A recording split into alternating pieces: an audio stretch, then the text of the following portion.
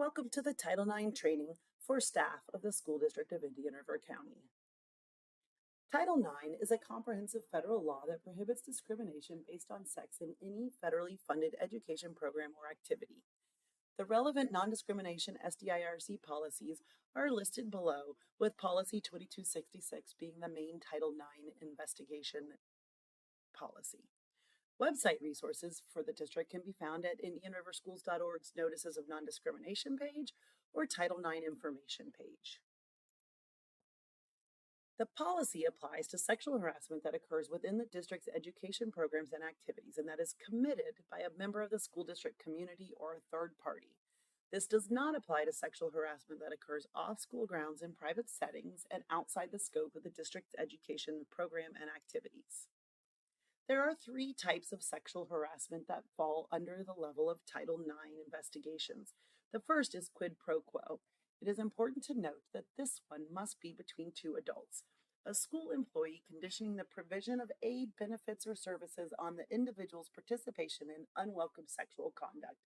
This is a situation of, if you do this for me, unwelcome sexual conduct, then I will give you this thing that the complainant feels would be a benefit or a service or something they even just should get, but will not without allowing the unwelcome sexual conduct. The second is a hostile environment. This can be between either adults or students. This is unwelcome conduct that a reasonable person would determine to be so severe, pervasive, and objectively offensive that it denies a person equal access to the education program or activity. This must include all three parts of the definition. It must be severe, which could be nonverbal all the way to a sexual assault. It must be pervasive, which is going to be dependent on not just the type, but also the frequency and duration. If it happens just once, it may be inappropriate, but not rise to the level of hostile work environment.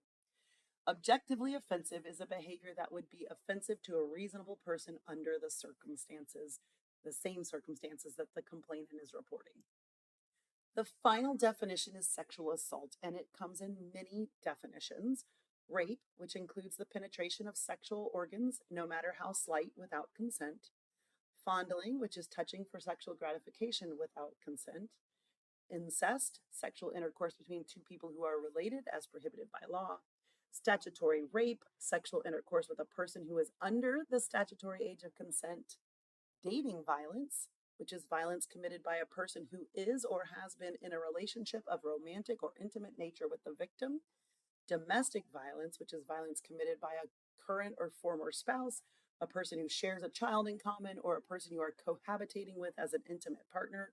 And finally, stalking, which is engaging in a course of conduct directed at a specific person that would cause a reasonable person to fear their safety or the safety of others around them or suffer substantial emotional distress.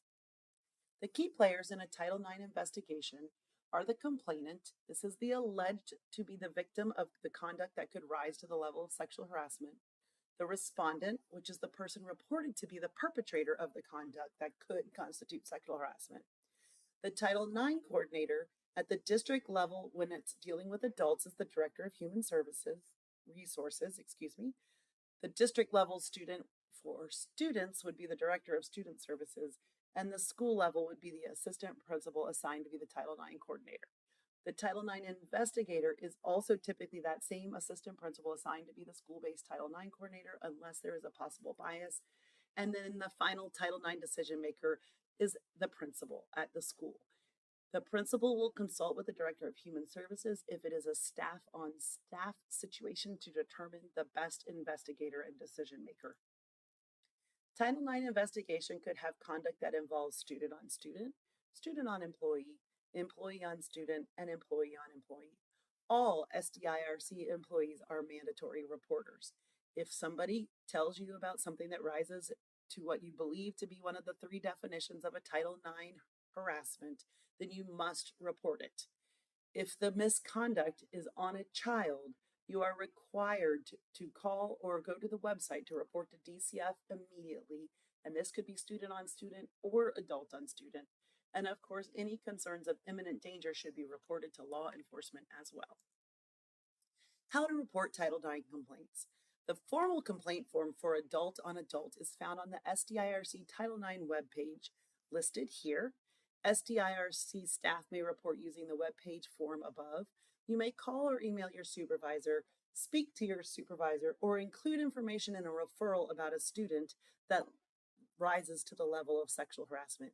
If you are submitting a referral that rises to that level, please report this to your administration in person or over the phone to ensure that they are aware as soon as possible and not waiting until they get to the referral process. On the website for Title IX for the district, you will find all of these resources, an overview and procedures for employees, the Title IX grievance process.